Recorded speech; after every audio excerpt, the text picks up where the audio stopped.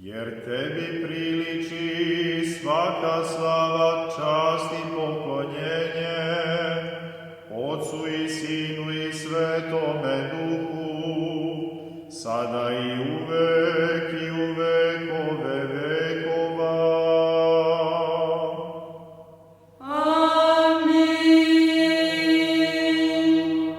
Blago jest ispovjedati se Gospodevi i pjeti imeni Tvojemu višnji.